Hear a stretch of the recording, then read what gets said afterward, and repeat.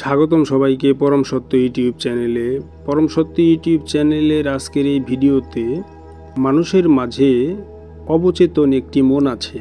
সেই অবচেতন মনের বৈজ্ঞানিকভাবে প্রমাণিত ক্ষমতাসমূহ তুলে ধরব, সেই সাথে অবচেতন মনের আধ্যাত্মিক ক্ষমতা সম্পর্কে বিশদভাবে বিশ্লেষণ করার চেষ্টা করব।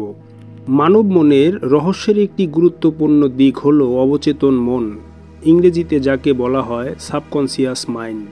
এটি এমন এক শক্তিশালী স্তর যেটা আমাদের চিন্তা, আবেগ, আচরণ ও জীবনের বিভিন্ন সিদ্ধান্তে গভীরভাবে প্রভাব ফেলে।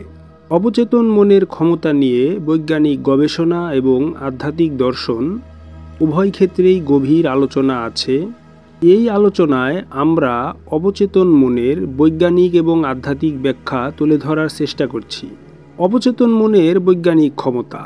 মনোবিজ্ঞান অনুসারে মানুষের মনকে তিনটি স্তরে ভাগ করা যায়। এক, সচেতন মন, কনসিয়াস মাইন্ড। আমরা যা চিন্তা করি, বুঝি ও যুক্তিবোধের মাধ্যমে সিদ্ধান্ত নেই, সেটাই সচেতন মনের কাজ। এবার অবচেতন মন, সাবকনসিয়াস মাইন্ড।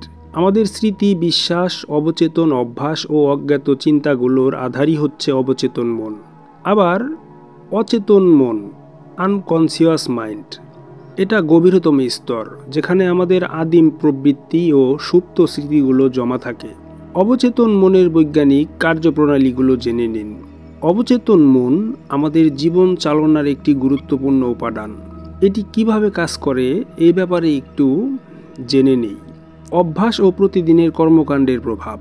অবচেতন মন আমাদের অভ্যাস নিয়ন্ত্রণ করে, যেমন সাইকেল চালানো বা গাড়ি চালানো শেখার পর এটি স্বয়ংক্রিয়ভাবে অবচেতন মনে সংরক্ষিত হয়। এরপরে স্মৃতি এবং অভিজ্ঞতার ব্যাপার।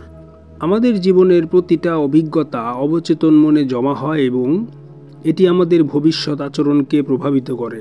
অবচেতন মন আমাদের স্বপ্নের জগতে কাজ করে এবং সৃজনশীল চিন্তা এবং উদ্ভাবনী আইডিয়া তৈরিতে সহায়তা করে। আবার কোনো ব্যক্তি যদি ছোটবেলায় পানির ভয় পায়, অবচেতন মন সেই স্মৃতি ধরে রাখে এবং পরবর্তী জীবনেও এটির প্রভাব পড়ে। বিজ্ঞান বলে প্লাসিবো ইফেক্ট। এর মাধ্যমে শুধুমাত্র বিশ্বাসের কারণে রোগ নিরাময় সম্ভব। এটি অবচেতন মনের শক্তির একটি বড় প্রমাণ। অবচেতন মনের পুনঃপ্রোগ্রামিং ও সাফল্য। বিজ্ঞানীরা মনে করেন অবচেতন মনকে পুনঃপ্রোগ্রাম তথা রিপ্রোগ্রামিং করা সম্ভব। যেমন কিছু কৌশল আছে। একটা কৌশল হচ্ছে অটো সাজেশন। ইতিবাচক কথা বারবার বললে সেটা অবচেতন মনে প্রবেশ করে এবং বাস্তবেও রূপ নেয়। আবার ধ্যান ও হিপনোটিজমের মাধ্যমে অবচেতন মনে গোপন ধারণা স্থাপন করা সম্ভব। আবার নিজের সফলতা কল্পনা করলে অবচেতন মন সেই অনুযায়ী কাজ করতে শুরু করে। প্রথমেই অবচেতন মনের বৈজ্ঞানিক ক্ষমতা সম্পর্কে আলোচনা করে নিলাম, যেন অবচেতন মনের কার্যাবলী বা ক্ষমতা সম্পর্কে তথাকথিত আধ্যাত্মিক বিরোধীগণ বিরোধিতা করতে না পারে। এবার আসুন আধ্যাত্মিক আলোচনা তথা আধ্যাত্মিক ক্ষমতা সম্পর্কে আলোচনা করি আমাদের মাঝে সুপ্ত অবচেতন মনের। বিভিন্ন আধ্যাত্মিক ও ধর্মীয় দর্শনে অবচেতন মনকে আত্মার সাথে সংযোগের মাধ্যম হিসেবে দেখা হয়। হিন্দু ও বৌদ্ধ দর্শন অনুসারে অবচেতন মনের ক্ষমতা, যেমন যোগ ও ধ্যান। অবচেতন মনকে বিশুদ্ধ করতে ধ্যান তথা মেডিটেশন গুরুত্বপূর্ণ ভূমিকা রাখে। আবার পূর্বজন্মের কর্ম অবচেতন মনে জমা থাকে এবং নতুন জন্মে তা আচরণকে প্রভাবিত করে। সুফি ও ইসলামিক দৃষ্টিকোণে সুফিরা মনে করেন অবচেতন মন শুদ্ধ হলে সেটা আল্লাহর নৈকট্য লাভ করতে পারে। অবচেতন মনে যদি ঈমান শক্তিশালী হয় তবে সেটা বাস্তব জীবনকেও প্রভাবিত করে। আবার পাশ্চাত্য দার্শনিকদের মতামত, যেমন একজন পাশ্চাত্য দার্শনিক কার্ল জাং এর কালেকটিভ আনকনসিয়াস তত্ত্ব অনুসারে তিনি বলেন অবচেতন মনের একটি গভীর স্তর রয়েছে যা সমস্ত মানুষের অভিজ্ঞতার সাথে সংযুক্ত। দি ল অফ অ্যাট্রাকশন অনুসারে আমাদের অবচেতন মন যদি কোনো কিছু বিশ্বাস করে তবে তা বাস্তবে ঘটতেও পারে। অবচেতন মনে চূড়ান্ত শক্তি এবং তার ব্যবহার। বাস্তব জীবনে অবচেতন মনের প্রয়োগ সফলতা অর্জনের ক্ষেত্রে ধ্যান, ইতিবাচক চিন্তা ও পরিকল্পনার মাধ্যমে অবচেতন মনের শক্তি ব্যবহার করে জীবনকে বদলে ফেলা সম্ভব। মনোবিজ্ঞানে প্রমাণিত হয়েছে যে মানসিক শক্তির মাধ্যমে শারীরিক সুস্থতা অর্জন করা সম্ভব। বিশ্বের অনেক বিখ্যাত বিজ্ঞানী ও লেখক অবচেতন মনের শক্তির মাধ্যমে অনুপ্রেরণা পেয়েছেন। এবার জেনে নিন কিভাবে অবচেতন মনের ক্ষমতা জাগ্রত করা যায়। ধ্যান ও প্রার্থনা করুন, এটি অবচেতন মনকে বিশুদ্ধ করে। সঠিক চিন্তা করুন, যেটা ভাববেন তাই বাস্তব হতে পারে। হিপনোসিস ও আত্মবিশ্বাস গড়ে তুলুন, এতে নতুন ইতিবাচক বিশ্বাস তৈরি হয়।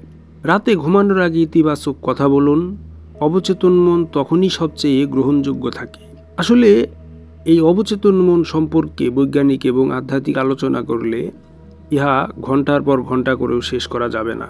মূলত অবচেতন মনের বৈজ্ঞানিক এবং আধ্যাত্মিক দর্শনের মূল ইঙ্গিতগুলো এই ভিডিওতে তুলে ধরা হলো।